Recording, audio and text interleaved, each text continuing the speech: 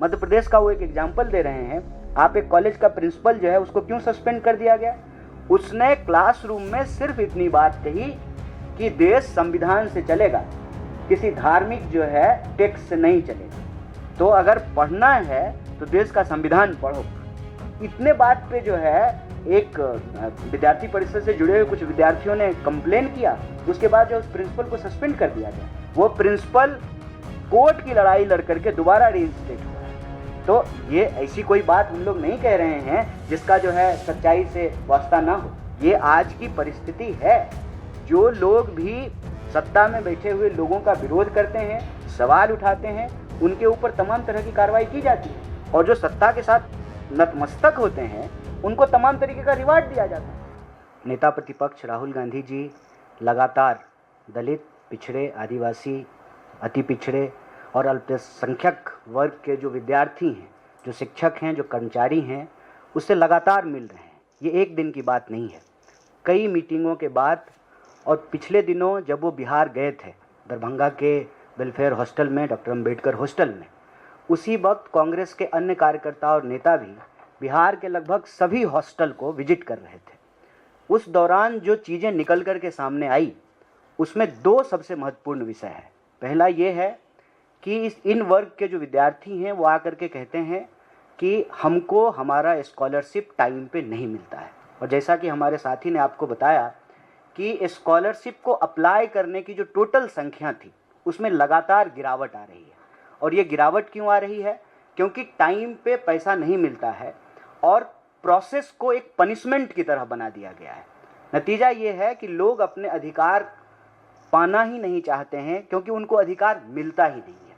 तो जो post matric scholarship का मुद्दा है उसको लेकर के, और हॉस्टलों में जो लिविंग कंडीशन है, जो रहने की हालत है, उसको लेकर के आज उन्होंने एक चिट्ठी लिखी है आदरणीय प्रधानमंत्री जी को। सरकार इस पे क्या कार्रवाई करती है ये आने वाले समय में पता चलेगा, लेकिन देश में इन वर्गों के विद्यार्थी की जो हालत है, आज लोग कबीर को याद कर रहे हैं। कई लोग कहते हैं कि आज उनका जन्मदिन है, और कबीर कहते थे जात न पूछो साधु की, पूछ लीजिए ज्ञान। तो आज हालत ये है कि कबीरा तेरे देश के कैसे लोग महान, जात ही पूछे एकलव्य की, परा रहन दे ज्ञान, काटे उसका अंगूठा, दे अर्जुन को तीर कमान। ऐसी परिस्थिति बना दी गई है कि लोगों के जो संवैधानिक अधिकार हैं वो अधिकार से उनको इस तरह से वंचित रखा जा रहा है कि उनको कोई भरोसा ही नहीं है कि यह अधिकार उनको प्राप्त होगा। सुसाइड का मुद्दा आपके सामने है, और यह बात हम लोग कई बार उठा चुके हैं कि 1 घंटे में 2 विद्यार्थी, 2 नौजवान इस देश में आत्महत्या कर रहा है। इस देश के भीतर हॉस्टलों की जो लिविंग कंडीशन है, जो सरकारी संस्थान है, उनकी जो स्थिति है, जो उनका इंफ्रास्ट्रक्चर है, स्वाभाविक रूप से उसमें गरीब विद्यार्थी पढ़ने के लिए विवश हैं, और सरकार उनके लिए एक तो बजट कम करती रहती है। लगातार भारत में शिक्षा के बजट को कम किया गया है, इसको बढ़ाया नहीं गया है। और जो SC/ST सब प्लान का पैसा है, राज्य की सरकारें और केंद्र की सरकारें उसको लगातार डाइवर्ट करती है। उसका नतीजा ये है कि शिक्षा जो हमारा बुनियादी अधिकार है, उस बुनियादी अधिकार से लोग मरहूम रह रहे हैं, वंचित रह रहे हैं, और ये वंचित वर्ग के खिलाफ एक बहुत बड़ा अन्याय है।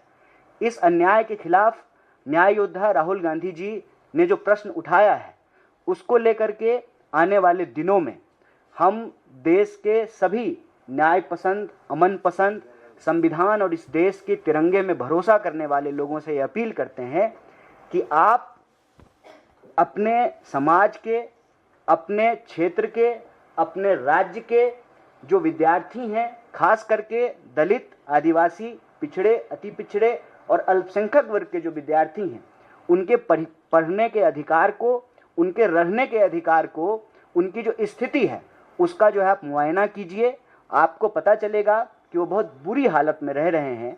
अगर विद्यार्थी को पढ़ने नहीं दिया जा रहा है तो सवाल ये है कि देश विकसित कैसे बनेगा। अगर क्लास में शिक्षक नहीं है तो देश विश्वगुरु कैसे बनेगा। अगर आने वाली पीढ़ी को पढ़ाया ही नहीं जाएगा तो देश कैसे आगे बढ़ेगा।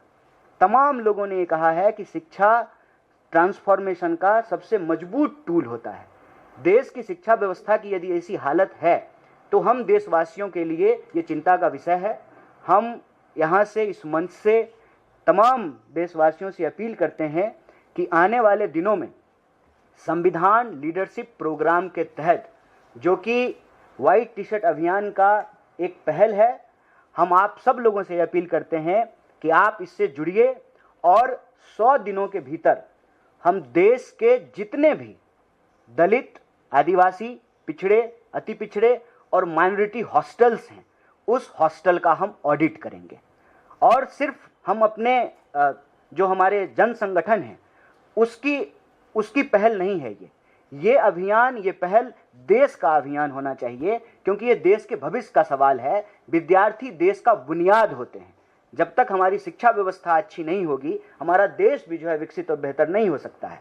तो इस अभियान में आप सब लोग जुड़िए जो संविधान पे भरोसा करते हैं। अपने आसपास के हॉस्टल को ऑडिट कराने में हमारी मदद कीजिए।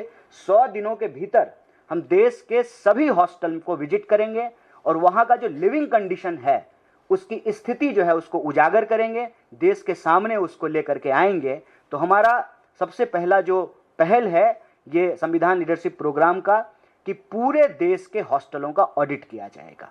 और दूसरा, हम सरकार से ये 2 विषय पे तुरंत जो है एक कार्रवाई की अपील करते हैं। आदरणीय राहुल गांधी जी ने जो पत्र लिखा है उसके कॉन्टेक्स्ट में, कि इमीडिएटली पोस्ट मैट्रिक जो स्कॉलरशिप है उसको रिलीज किया जाए। अलग अलग प्रकार के जो वजीफे हैं, जो छात्रवृत्तियां हैं, जो स्कॉलरशिप है, उसको बिना किसी देरी के रिलीज किया जाए। और यहाँ एक विषय बोलना बहुत ज़रूरी है। जो मोबाइल आप 100 रुपये का रिचार्ज कराते थे, वो मोबाइल अब आप 700 रुपये का रिचार्ज करा रहे हैं। जो दाल आप 100 रुपये का खरीदते थे, वो दाल आप 200 रुपये का खरीद रहे हैं। जो पेट्रोल आप 50 रुपये का खरीदते थे, वो पेट्रोल आप 100 रुपये का खरीद रहे हैं। जो गैस सिलेंडर आप 500 रुपये का भराते थे, वो गैस सिलेंडर आप 1200 रुपये का भरा रहे हैं। तो महंगाई अगर देश के लिए बढ़ रही है, तो विद्यार्थियों के लिए भी महंगाई बढ़ रही है ना। उनको कोई कंसेशन नहीं मिलता है। लगातार निजीकरण करने के चलते जो कंसेशन मिला करता था स्टूडेंट को, कोई कंसेशन नहीं मिलता है।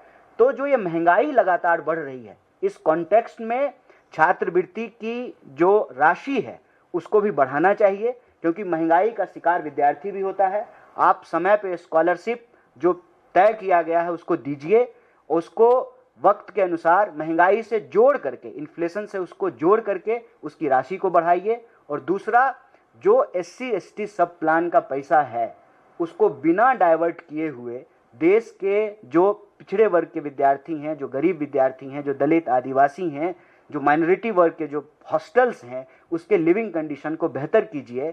अगर देश के नेताओं के लिए सेंट्रल विस्टा बन रहा है, पार्लियामेंट बन रहा है, 20,000 करोड़ का प्रोजेक्ट है, MP के लिए, मंत्री के लिए अच्छा बंगला बन रहा है, प्रधानमंत्री के लिए 8,500 करोड़ का हवाई जहाज खरीदा गया है। तो प्रधानमंत्री हैं, विदेश मंत्री थोड़ी हैं, वो तो जो है दूसरे हवाई जहाज से भी जा सकते हैं। ये जो झूठा कंपटीशन है ना दुनिया में दिखावे का, इससे बाहर आना चाहिए। देश का शान इससे तय नहीं होता है कि राजा का महल कितना बड़ा है। देश का शान इससे तय होता है कि देश की यूनिवर्सिटी कैसी है। जिस गौरवशाली परंपरा की हम बात करते हैं, उस परंपरा में ये नहीं बताया जाता है कि चंद्रगुप्त का महल कितना आलीशान है। ये बताया जाता है कि नालंदा विश्वविद्यालय कितना महान था, विक्रमशिला विश्वविद्यालय कितना महान था। तो देश की यूनिवर्सिटी से ये तय होगा कि देश कितना ताकतवर है। सरकार बिना किसी देरी के इस पर तुरंत पहल करे और आने वाले दिनों में संविधान लीडरशिप प्रोग्राम के तहत, जो कि व्हाइट टी शर्ट मूवमेंट का उस अभियान का एक पहल है, हम तमाम देश के हॉस्टलों में 100 दिन के भीतर जाएंगे। और देश के आम लोगों से भी अपील है, ये शिक्षा का सवाल है, ये आपका सवाल है, ये देश का सवाल है, ये आपके आने वाली पीढ़ी का सवाल है। आप भी इस मुहिम से जुड़िए। संविधान लीडरशिप प्रोग्राम के तहत हॉस्टलों के ऑडिट में हमारी मदद कीजिए। बहुत बहुत शुक्रिया, बहुत बहुत धन्यवाद। एक पॉइंट और मैं ऐड करना चाहता हूँ, सरकार से निवेदन करता हूँ कि एक तरफ तो छात्रवृत्ति का जो राशि है उसको बढ़ाया जाना चाहिए, उसके साथ साथ जैसे लोगों की इनकम बढ़ रही है, तो दूसरी तरफ हम देख रहे हैं कि जो स्कॉलरशिप के लिए इनकम का क्राइटेरिया है वो अभी भी पुराने वाला चल रहा है। कुछ जगह 1 लाख है, कुछ जगह 2.5 लाख है। जब EWS के लिए 8 लाख की इनकम लिमिट है, तो इसमें भी 8 लाख की इनकम लिमिट होनी चाहिए, ये हम मांग करते हैं। उसमें भी बहुत ज़्यादा दिक्कत है, एटलीस्ट 5 लाख तो हो। 1 लाख और 2.5 लाख इनकम के चक्कर में ज़्यादातर लोग तो उससे वैसे ही वंचित हो जाते हैं, क्योंकि न्यूनतम मजदूरी जिसको मिल रही है वो भी इस स्कॉलरशिप में अगर अप्लाई नहीं कर सकता, तो फिर इसका मतलब आप डिनाई कर रहे हैं लोगों को छात्रवृत्ति देने से। Thank you. कोई सवाल आप लोग करना चाहिए? इधर आप लोगों ने 2 चीज़ का जिक्र किया है, राहुल गांधी ने भी अपने लेटर में 2 चीज़ों का जिक्र किया है, स्कॉलरशिप को लेके और लिविंग कंडीशन ऑफ स्टूडेंट्स को लेके। विक्रांत जी, आपने एक तीसरा चीज़ भी आपने जो मेंशन इस तरीके से वार्डन की भर्ती हो रही है और जो आइडियोलॉजी है, वो चीज़ आप लोगों ने कैसे आइडेंटिफाई किया? क्या स्टूडेंट की तरफ से कुछ बताया गया है और क्या उनके आइडियोलॉजी को चेंज करने के लिए कुछ किया जा रहा है हॉस्टल्स में? नहीं, वो मैं बताता हूँ। ऐसी ये तो हर जगह आप देखिए हॉस्टल्स के अंदर सोशल वेलफेयर डिपार्टमेंट्स के सुपरिटेंडेंट्स होते हैं, और सुपरिटेंडेंट्स में ये मैंने खुद नोटिस किया है दिल्ली की सरकार में मंत्री रहते हुए कि जिस समाज से वो जुड़े हैं उस मानसिकता से वो काम करते हैं, तो कई बार बच्चों की तरफ से शिकायतें आती हैं और फिर हम लोग ऐसे इश्यूज़ को टेकअप करते हैं। कई बार हमने उनके ट्रांसफर्स भी किए हैं, पनिशमेंट भी किए हैं, स्मॉल टोकन पनिशमेंट। तो ये अगर दिल्ली के अंदर हो सकता है, जो मैंने खुद देखा है, तो मैं समझता हूँ पूरे देश के राज्यों के अंदर भी, हॉस्टल्स में भी, और साथ में जो रेजिडेंशियल स्कूल्स हैं और इसके साथ साथ चिल्ड्रन होम हैं, और जो फिजिकली चैलेंज लोग हैं उनके लिए भी जो होम्स हैं, उस तरह की शिकायतें वहाँ भी आती हैं। तो मैं समझता हूँ कि जो मैंने खुद शिकायत रिसीव की है उस तरह की शिकायत निश्चित तौर पर स्टेट्स के अंदर आती होंगी। इसी आधार पे भूरिया जी ने बोला होगा। मैंने ये सवाल लगाया था विधानसभा का, जो जवाब आया है ये बाकायदा विधानसभा से जवाब आया है कि वैकेंसी हैं, बहुत बड़े स्तर पर वैकेंसीज हैं। और आज के समय में आप जो मेरे पास जो विधानसभा की तरफ से जवाब आया है सरकार की तरफ से मध्य प्रदेश में, उसमें यह बताया गया है कि 50% से ज्यादा हॉस्टलों में वहां पर परमानेंट वार्डन नहीं है। टीचर्स को ही एक्स्ट्रा प्रभार देकर वार्डन का भी अध्यक्ष जो अधीक्षक होता है उसका प्रभार दिया जाता है, और जानबूझकर, क्योंकि वो उनको कमीशन भी देता है और बीजेपी के विचारधारा को भी आगे बढ़ाता है। कोई भी बात ऐसे ही हवा में नहीं कह रहे हैं, मतलब कहने के लिए कोई बात नहीं है, राजनीति करने के लिए ये बातें नहीं है। बहुत संवेदनशील और गंभीर मुद्दा है। कॉन्टेक्स्ट ये है, सबके अपने अपने अनुभव हैं। पिछले दिनों राहुल गांधी जी जब दरभंगा गए, आप उस पूरे इंसिडेंट को देखिए। ये बिहार की संस्कृति नहीं है। कभी भी किसी भी विपक्षी पार्टी के कार्यकर्ता या नेता को कोई पॉलिटिकल प्रोग्राम करने से नहीं रोका जाता है। ये तब होता है जब आइडियोलॉजिकली मोटिवेटेड, और ख़ास करके बीजेपी के जो लोग हैं, जो डिसेंट को स्वीकार नहीं करते हैं, जो अपोजिशन को स्वीकार नहीं करते हैं, उनका नारा और उनकी समझ यही है, एक देश में एक ही पार्टी होनी चाहिए। उसी के तहत वो काम करते हैं। जब राहुल जी को दरभंगा में हॉस्टल में जाने से रोका गया, तो वहाँ पर उसी वक्त बिहार के अलग अलग हॉस्टल में लोग जा रहे थे। मैं खुद जो है वो कर्पूरी छात्रावास में गया था। जब शाम को वहाँ पहुँचे, सब कुछ ठीक था। वो जो है स्पेशल जो है एक मीटिंग बुलाई गई ऑनलाइन।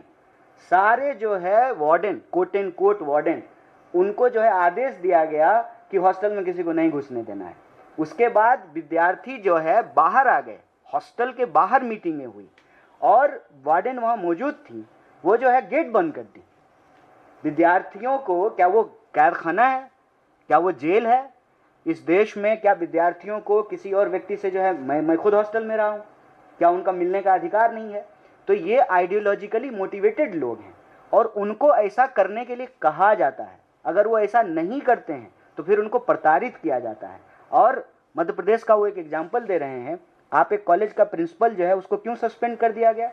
उसने क्लासरूम में सिर्फ इतनी बात कही कि देश संविधान से चलेगा, किसी धार्मिक जो है टेक्स्ट से नहीं चलेगा। तो अगर पढ़ना है तो देश का संविधान पढ़ो। इतने बात पे जो है एक विद्यार्थी परिषद से जुड़े हुए कुछ विद्यार्थियों ने कंप्लेन किया। उसके बाद जो उस प्रिंसिपल को सस्पेंड कर दिया गया। वो प्रिंसिपल कोर्ट की लड़ाई लड़ करके दोबारा रीइंस्टेट हुआ है। तो ये ऐसी कोई बात हम लोग नहीं कह रहे हैं जिसका जो है सच्चाई से वास्ता ना हो। ये आज की परिस्थिति है। जो लोग भी सत्ता में बैठे हुए लोगों का विरोध करते हैं, सवाल उठाते हैं, उनके ऊपर तमाम तरह की कार्रवाई की जाती है। और जो सत्ता के साथ नतमस्तक होते हैं उनको तमाम तरीके का रिवार्ड दिया जाता है। वही बात जो है हमारे साथी यहाँ पे रख रहे हैं। Thank you. आप कह रहे हैं कि दरवाजे बंद कर दिए जाते हैं छात्रावासों के और मिलने नहीं दिया जाता है। राहुल गांधी के साथ साथ उस दिन मेरे ख्याल 60-65 जगहों पर आप लोग पूरे बिहार में गए थे, लेकिन अब तो आप 100 दिन का प्रोग्राम आज लॉन्च कर रहे हैं और आप ये कह रहे हैं इसका, तो आपको लगता है आप रीच आउट कर पाएंगे 100 दिन तक और उन छात्रों तक पहुंच पाएंगे जब छात्रावास के एक ही मुलाकात के लिए दरवाजे बंद कर दिए जा रहे हैं? देखिए, नाभिक की धैर्य परीक्षा वही है ना, जब धाराएं प्रतिकूल हो। हमारा जब सरकार है, हमारी जहाँ पे शासन प्रशासन है, वहाँ हम नीतियों को सीधे तरीके से लागू कर रहे हैं। अब कर्नाटक में या तेलंगाना में या हिमाचल में चीज़ों को लागू करने के लिए हम लोगों को कोई मशक्क़त नहीं करनी पड़ रही है। यहाँ जब एक अंडरस्टैंडिंग पार्टी के भीतर होती है, सरकार उसको लागू करती है। आप तेलंगाना में जा कर के हॉस्टलों को देखिए, वहाँ जो हमारे डिप्टी सीएम हैं वो खुद इसको मॉनिटर करते हैं और 5 स्टार फैसिलिटी के साथ जो है हॉस्टल बनाए जा रहे हैं। लेकिन जहाँ हमारी सरकार नहीं है, तो इस देश के जिम्मेदार विपक्ष होने के नाते हमारी जिम्मेवारी क्या है? राहुल जी ने जो चिट्ठी लिखी है, जो प्रश्न उठाया है, जो विद्यार्थी आकर के उनको कह रहे हैं, ऐसा नहीं है कि हम लोगों को कोई सपना आ रहा है। आप देखेंगे कि लगातार जो इंटरेक्शन हो रहे हैं राहुल जी के, आदिवासी छात्रों से मिले, दलित छात्रों से मिले, पिछड़े अति पिछड़े वर्ग के छात्रों से मिले, अल्पसंख्यक समुदाय के छात्रों से मिले, शिक्षकों से मिले, कर्मचारियों से मिले, और वो जो इशू रेज कर रहे हैं और वो कह रहे हैं कि देश का विपक्ष का नेता होने के चलते आप इसको रेज कीजिए। आप दरभंगा के इंटरेक्शन को अगर देखेंगे तो ये प्रश्न साफ साफ वहाँ के विद्यार्थियों ने उठाया है। तो परिस्थिति चाहे कितनी भी मुश्किल क्यों ना हो, हॉस्टल में नहीं घुसने दिया जाए। आज तो कहते हैं ना डिजिटल इंडिया, अब डिजिटल इंडिया का लाभ जो है भाजपा के नेता उठा रहे हैं, तो जो है इस देश की जनता भी उठा सकती है। हमको नहीं घुसने देंगे तो लोग वीडियो बना करके अपने जो है बाथरूम का वीडियो भेजेंगे कि देखिए यहाँ पे कैसी बाथरूम है, कैसा जो है यहाँ पे पीने का पानी का स्थिति है, कैसा खाना बन रहा है। इस तरीके से भी ऑडिट हो सकता है। नेताओं को नहीं घुसने देंगे, आम नागरिकों को तो घुसने देंगे। जिनके बच्चे वहाँ पे पढ़ते हैं और रहते हैं उनको तो घुसने देंगे। जो विद्यार्थी वहाँ पे रह रहे हैं उनको तो नहीं बाहर कर सकते हैं। लेकिन हर हालत में, चाहे परिस्थिति कितनी भी मुश्किल क्यों ना हो, सरकार चाहे कितनी भी कोशिश क्यों ना कर ले, ये ज़रूरी है। देश में शिक्षा को बचाना और उसको बेहतर करना जरूरी है। ये ऑडिट का काम हम संविधान लीडरशिप प्रोग्राम के तहत करेंगे। सर, संविधान leadership program when will start and when will conclude? It has started once Rahul Gandhi has written letter to Honorable Prime Minister. The program has already started. It is the formal announcement from us. That's why our Adivasi Congress chairperson and the Dalit Congress chairperson is here. And it is not just the matter of Congress party. It is the matter of all the citizens who believe in constitutional democracy and those who believe in the temperament of democracy. They must take part into it. This is not a political program. This is a program of justice. So those who believe in justice, they must take part into it, and all are frontals. That's why from NSUI and the other frontal organization and cell and departments, we are here and addressing this issue. We have already announced this program after the letter written by Honorable Rahul Gandhi to the Honorable Prime Minister. After you auditing all these hostels, have you any plan to submit the report with the government? Of course, of course. See, the deliberations, discussions, interactions, the only purpose to understand the intensity of the matter. Once the factual data we have, definitely we'll submit to the government, because any policy will be passed by the parliament. So this data will definitely submit to the government.